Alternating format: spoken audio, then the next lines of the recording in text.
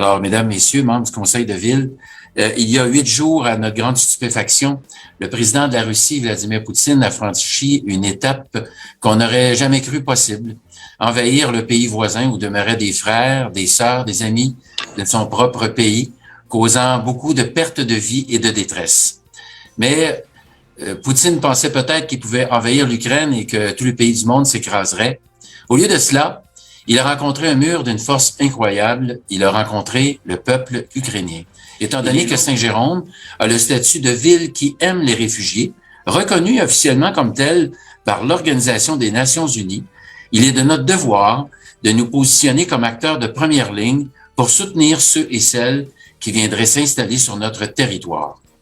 C'est donc dans un esprit de collaboration que Saint-Jérôme s'implique en soutenant les initiatives de l'organisme Le Coffret sous la direction de Mme Lynn Chaloux, en étant prêt à accueillir des réfugiés ukrainiens.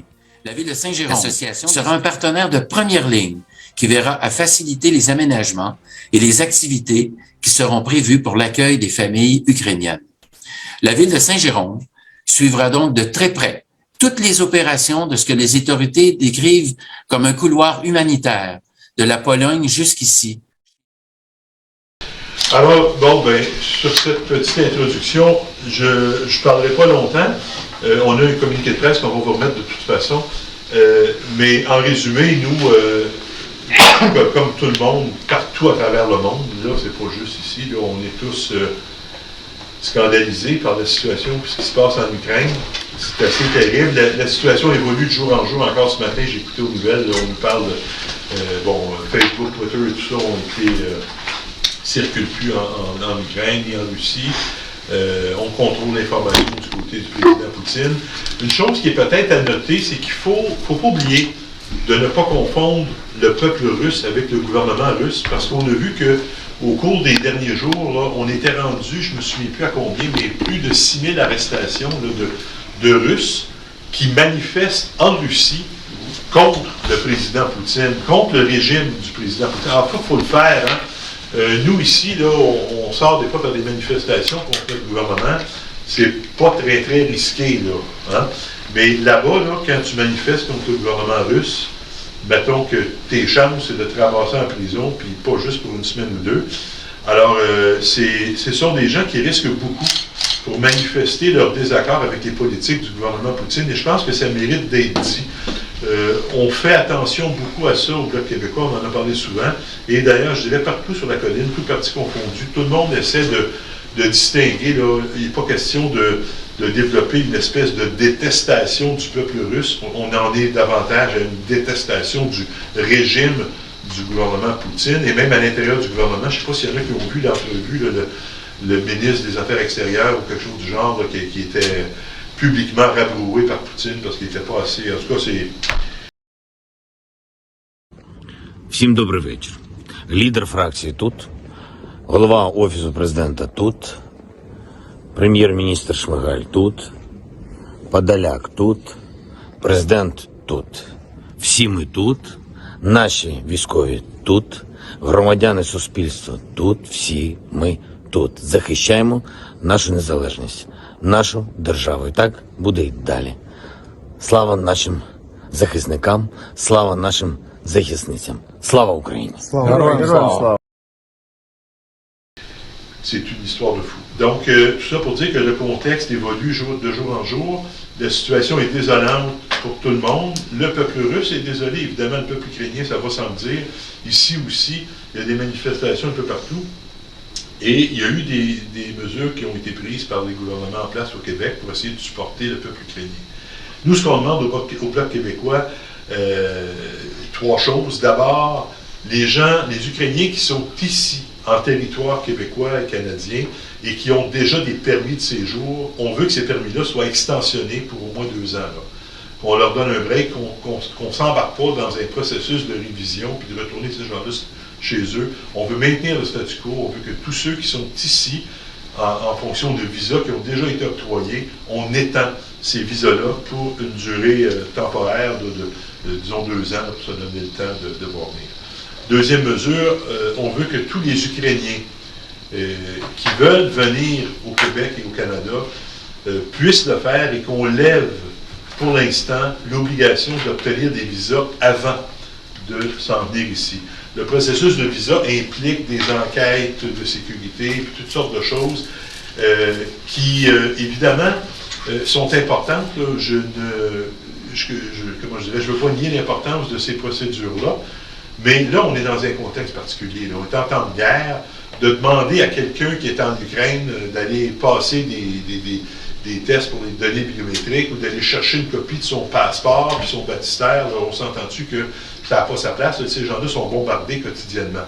Alors, il faut lever cette obligation-là, ce qui n'est pas encore fait, mais ce sur quoi on travaille, on insiste et on ne lâchera pas là-dessus.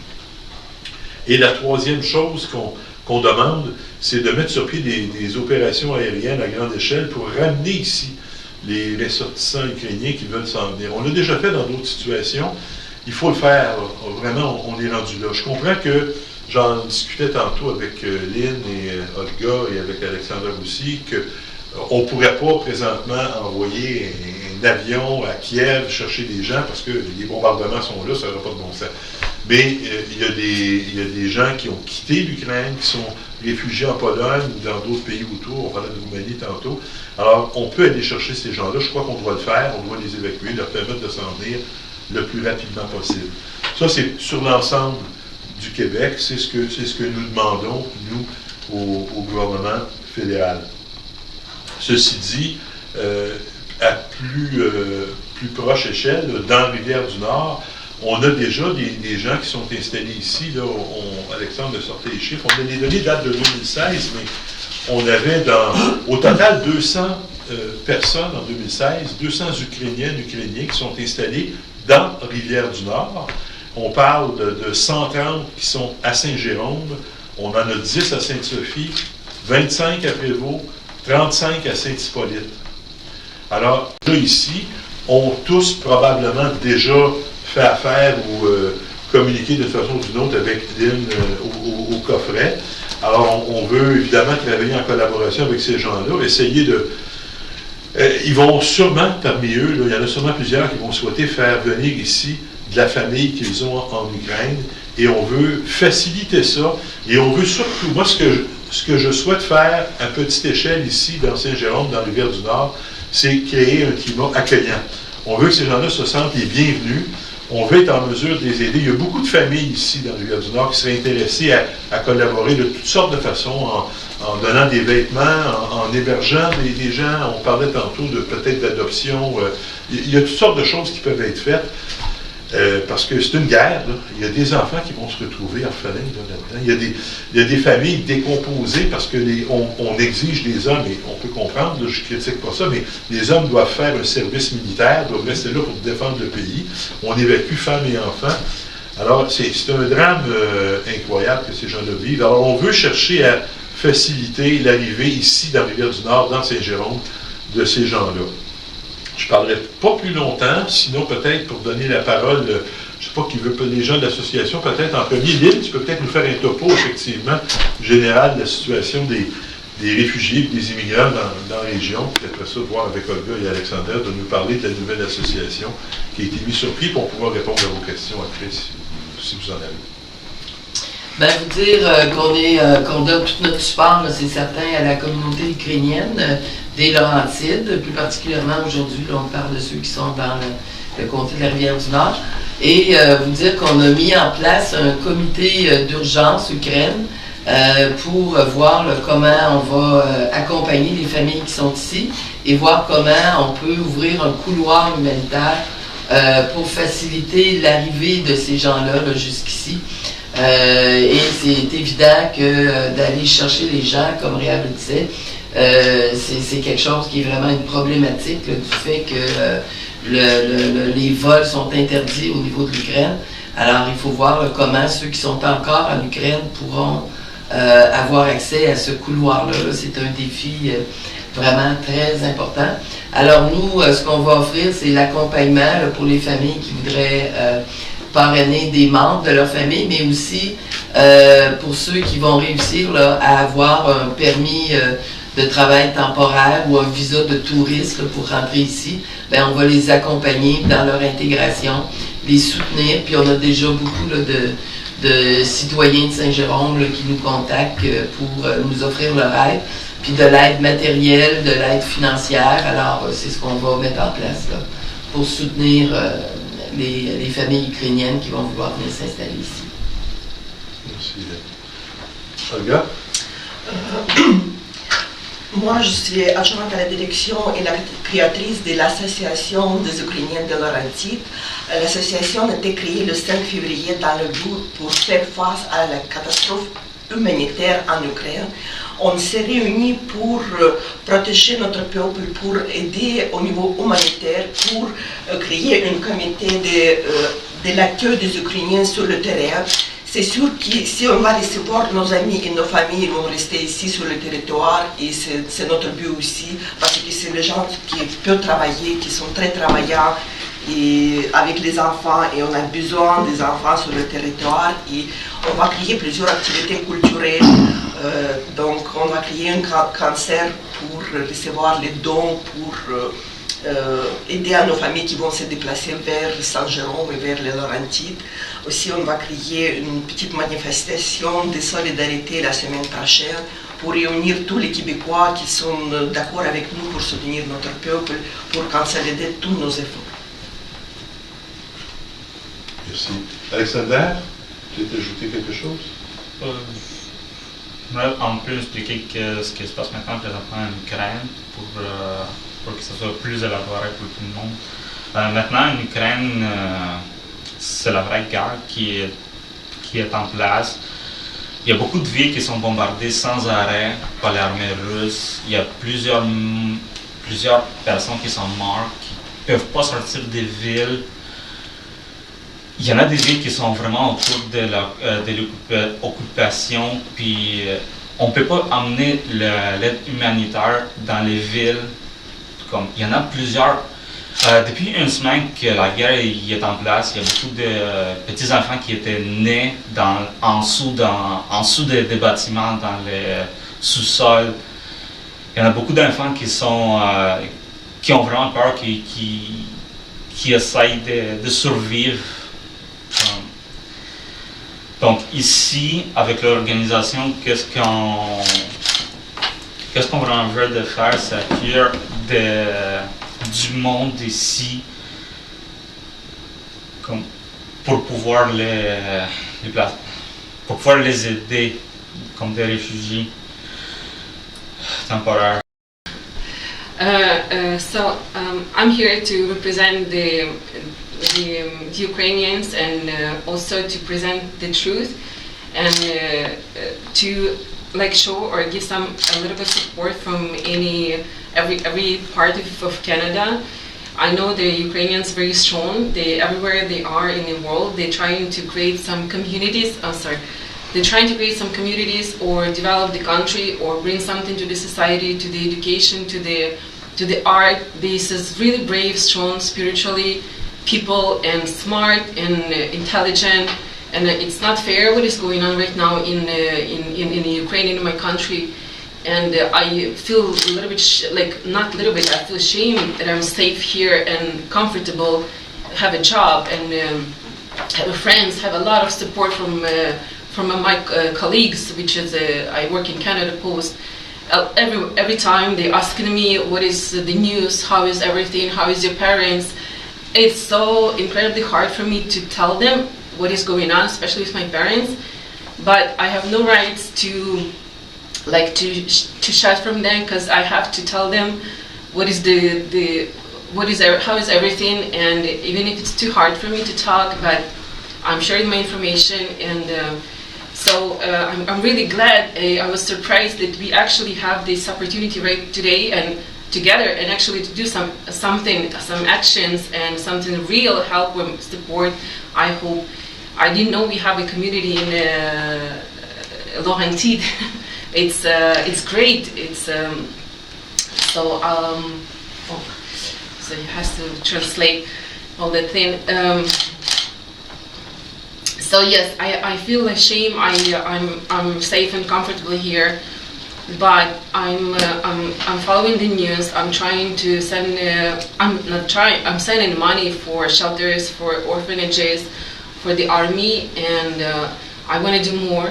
And thank you that you actually helping us to do that more, because it's great support. I wish every country would be like Canada, so helpful and so like staying with us.